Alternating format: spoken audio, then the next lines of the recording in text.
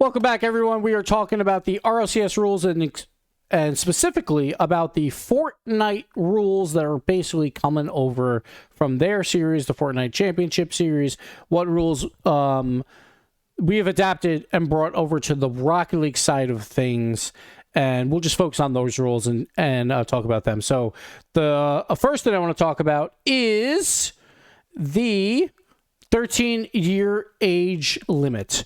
That this one is obviously a hot topic around Rocket League. Been a lot of conversations about even increasing the age from 15 to 18. And I think the hard part always is once the age limit is out of Pandora's box, it's very hard to like put that back in unless you like grandpa clause everyone in, or grandfather. I don't know why I say grandpa.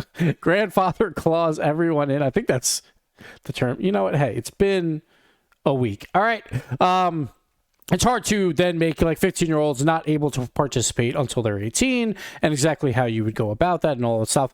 Like, I always felt that like because we started at 15, I didn't see much need to change that number. I do understand that there are some negatives that come around being like underage in order to play, but again, because it's out of Pandora's box, that it's very difficult to change that. But Psyonix, or I guess more on the Epic side of things, went the opposite direction and went down to the 13-year age limit. And my guess is this is not going to affect as many players as many think, for a couple of reasons. One, we still have a lot of the qualifier systems on the Friday, and it's during the day, during school hours. One thing I would love for them to do, and I'll probably make a bigger video about this in the future of like my dream year-long format, is get rid of Friday shows. Like, it's kind of weird to have tournaments on Fridays when you're allowing 13-year-olds to compete.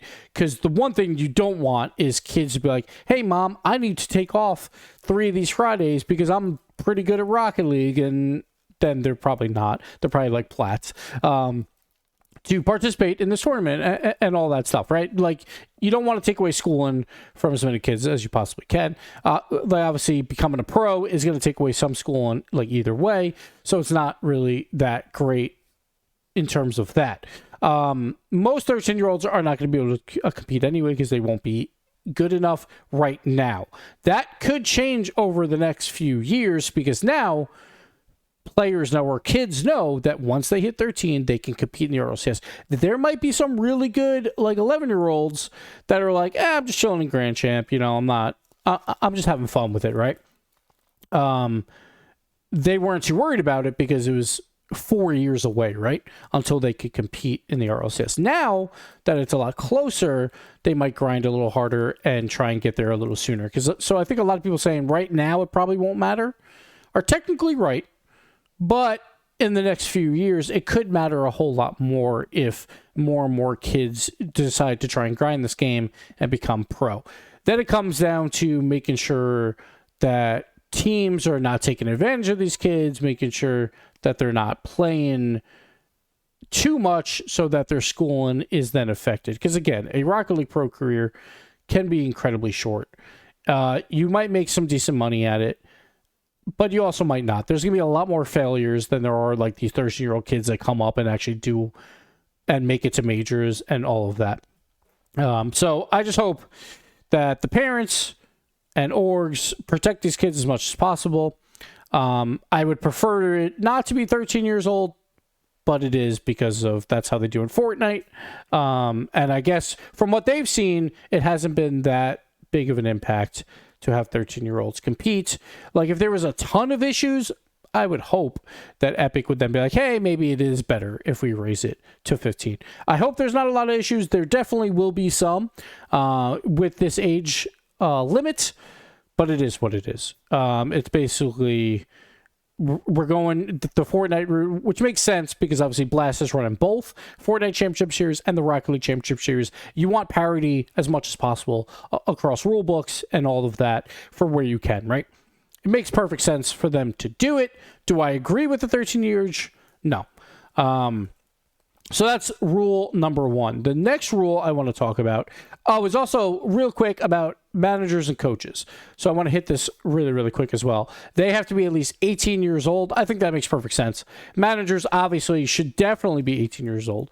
That's also probably a reason for travel stuff because it's very hard for minors to travel. They usually need parents to come with them and all that stuff. So it just will negate that. And I think that's why the coach rule is there as well. There could definitely be some coaches under 18. And honestly, as long as you're not a major team, there's probably going to be coaches out there that are coaching these guys anyway, right? That are not 18 years old. If they really want to coach, they'll find a way to coach. It's not that hard. It's not like there's going to be a place where people can officially say like, oh, you're coaching this team. That's a big no-no. Just don't put your name down.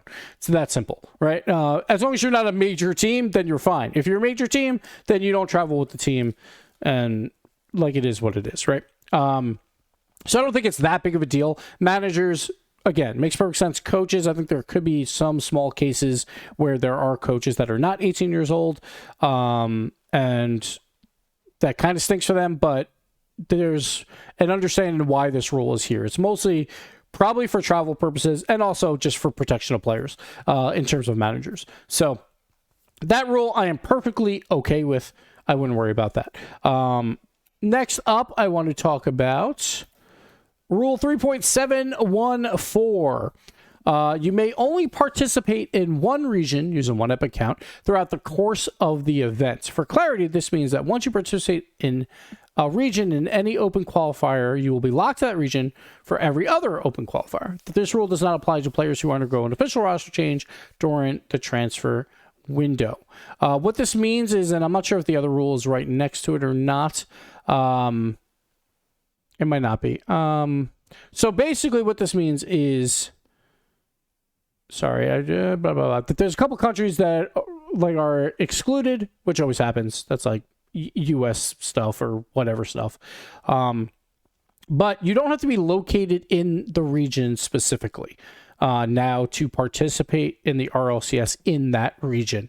I think this is, again, a Fortnite rule that just comes over of in terms of headaches and problems around it, this just makes everything a little bit easier on the side of the organizer.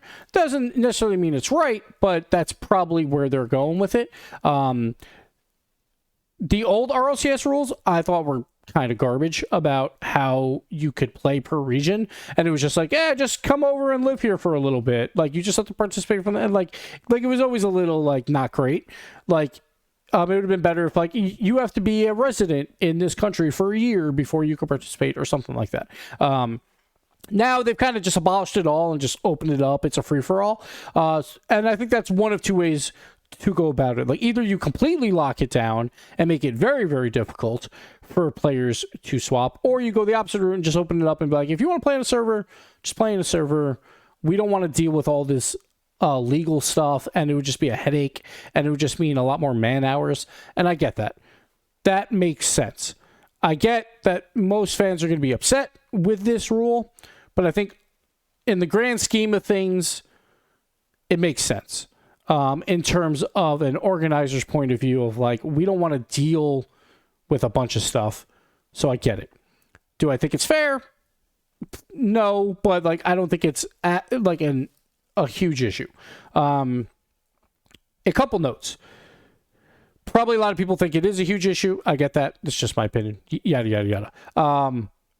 But do not be upset with players that are trying to gain an advantage based on a rule book. I think every single player should always try and gain as many advantages as they possibly can based on the rules that are there. Because one, the only way to get rules changed is if enough people take advantage of rules that are broken, then rules will get changed and things will get better.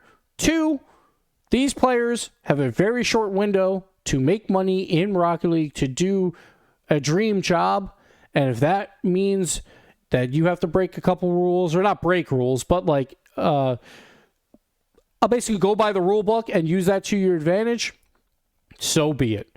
I don't think it's the player's fault. I think, if anything, you should be angry at the rule book or at Epic or whoever, but it's not really the player's fault to be like, all right, here's the rules. I am going to obey those rules and try and take advantage of that. They absolutely should. I've seen a lot of Reddit posts already about, here's the teams that are participating in SSA, or here's the teams that are participating in APAC, and like calling out these players.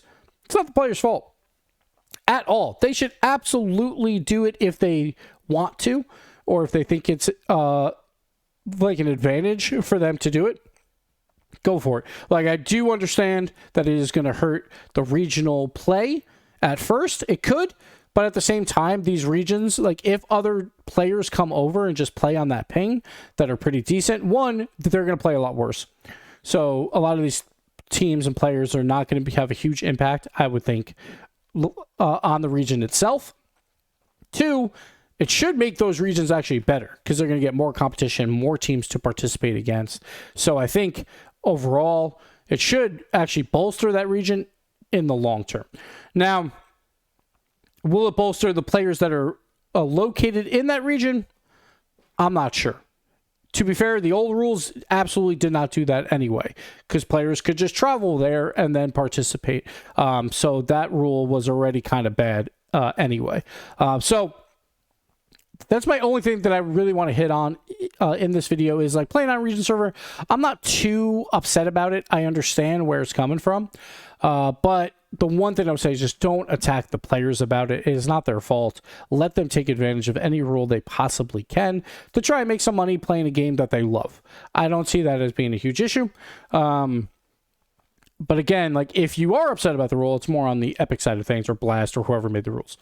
So I think that's where that where the public outlash should be. But yeah, so that's where we're at. It's going to make these regions interesting. I am pretty excited, though, for players that do want to try and make a little bit of money in playing in SSA or APAC and then realize that their ping is just terrible and now they're locked there for 3 qualifiers. I think that's kind of funny. So we'll see if that happens to any teams that just don't make any money at all. And that'll be kind of funny. Pretty humorous. But one thing I think you might see, and this is probably a very real chance, is players that are located on the west coast of the U.S. We've always talked about this a lot with servers and all that stuff. They get probably, what, 90 to 100 ping, like at best, on East Coast servers for RLCS. If they play in APAC, I believe it's probably anywhere from like 150 to 180. I could be a little bit off with those numbers. Let me know in the comments below. But like, that's a very real possibility for U.S. West players to play on the APAC APAC realm, basically. And so we'll see. I would love players to take advantage as much as they possibly can throughout this year, and then maybe changes to the rule book will be made, right? If like Epic thinks it's been a problem, then the rules will change at that point. So we'll see how it all plays out. That'll be it for this video. There's a lot of new Fortnite Championship Series rules that are coming over. In terms of age, 13 years old, which I'm not a fan of. A coach manager age of 18, which I am a fan of. And playing on a region server, which I'm kind of like in the middle. I'm like, whatever. I don't think it matters much. So let me know what you think below. And we'll come back with another video, maybe tomorrow, maybe Thursday. I'm not really sure, about some of the other new rule changes in the RLCS. Thank you for watching. We'll see you next time.